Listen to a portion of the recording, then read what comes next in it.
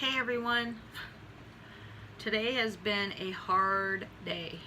Actually, the last couple days have been kind of hard.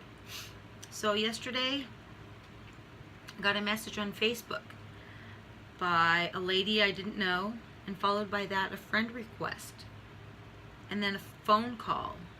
And I was like, who is this chick? You know, she's like from a faraway state.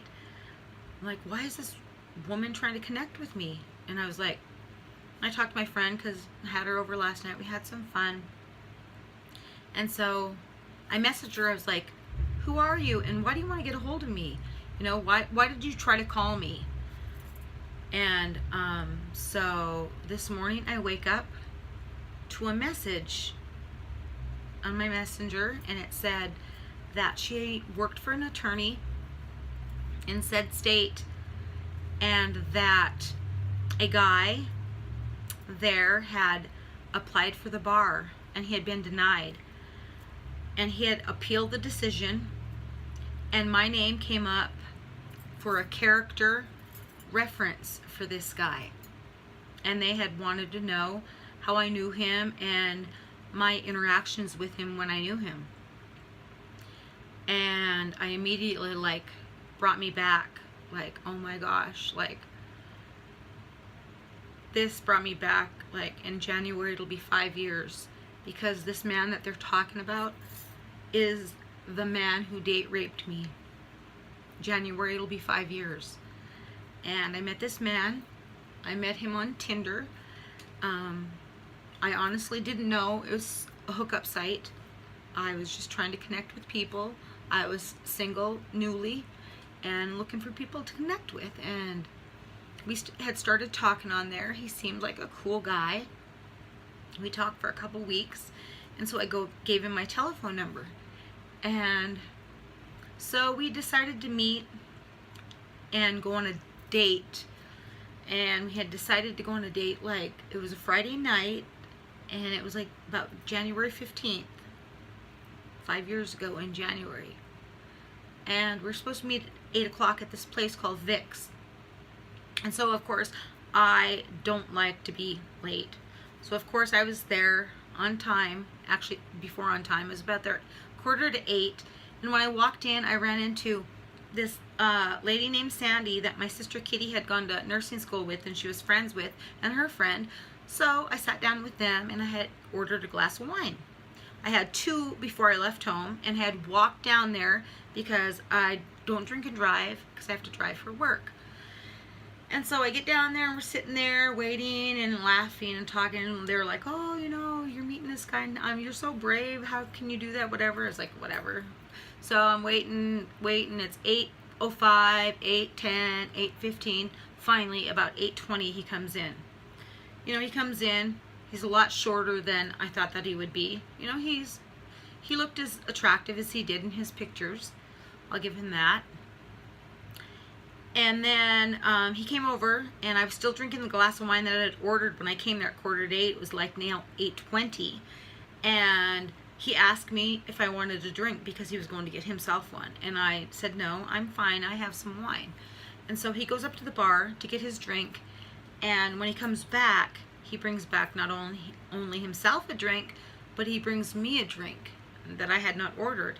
And so we're sitting there talking, trying to get to know each other, laughing, interacting. All of us were at the table. And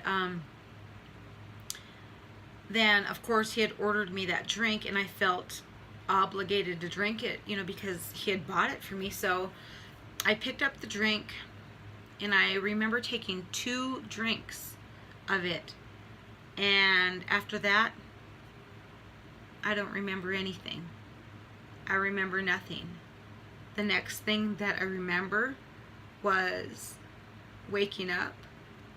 I was in my bed. I had no clothes on. And he told me, oh, you're awake. And then he told me that he had nutted in me. And in my mind and in my heart, at the moment, my heart sank, and it was like, I didn't give this guy permission to do this to me.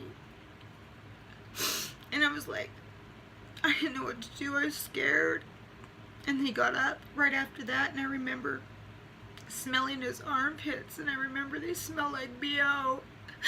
And I remember when he got up from the bed, looking at his little uncircumcised penis, and knowing that I had never gave him permission to do that to me. And all I could remember is like, I just wanted to get him out of my apartment. I was like, I gotta get him out of here. And when I went to the front door, and I was trying to make him get out, I had my couch over there, and I have furry pillows on there, and it's a pretty place, because I like pretty things. And he told me, next time I'm gonna fuck you there. That's what he said. And I locked him out. And I locked the door, but they weren't very secure, and I was scared. And all I could keep thinking is like, I never told him he could do that to me. I don't remember anything. I don't remember I woke up to him saying that he nutted in me. And I was freaking out because at the time, I wasn't on any kind of birth control because I didn't sleep around. I didn't need to be on anything. And so I go get in my car and I wait. Actually, it was like I woke up probably like at 6 and I had to wait like till 7 till Walmart opened. But I was right up there, and I went up there to try to buy the morning after pill because I was so scared. I didn't want to be pregnant by somebody who raped me. And I go back in the section, and there's none there. I'm like, oh my gosh. So I go next door. Kmart's over there, but it doesn't open till 8. So I'm sitting in the parking lot, just waiting and waiting and waiting for it to open. And it finally opened, and I go in there, and they have none. I run back downtown to Western Drug. It's a Saturday morning, and it's not open. I go over to IGA, to their pharmacy. I find nothing there. So I get in my car and I take off to Great Falls. It's 110 miles from here because I had to go get that morning after pill because I didn't want to be pregnant by a rapist. So I take that and I go in the bathroom at the Target and I take that pill and I drive home like shaking my head and like blaming myself, like I shouldn't have went, blah blah blah, you know, like I should have known better.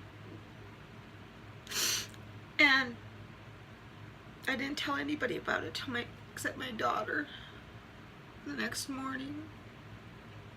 And I didn't say anything about it after that, but I was scared. I didn't say anything until April. This happened January 15th, and I didn't call the cops till April on this man. And then I went and made a statement, and all the questions that they were just asking me at the statement, I imagined the questions that they would ask me in court. You know, blaming me, like it was my fault. What was I wearing? How much did you have to drink? Did you ask for it? You were on a dating site? All of that crap. So tonight I talked to the attorney that's looking at him as a, you know, for his character. And she called me and I told her what he had did to me, but she already knew everything. She already read my statement that I had given to the cops. If I can help anybody who's been through this, we have a voice. It's not our fault. It's not how I look. It's not what I wear. It's not how I flirt. It's not right how women are treated. So if I can help anybody, leave your comments down below. You know, if you've had an experience, if you could help me heal, I don't live like this every day, though. I don't. This does not rule me. This doesn't own me. It's something that happened to me. But I'll make it through.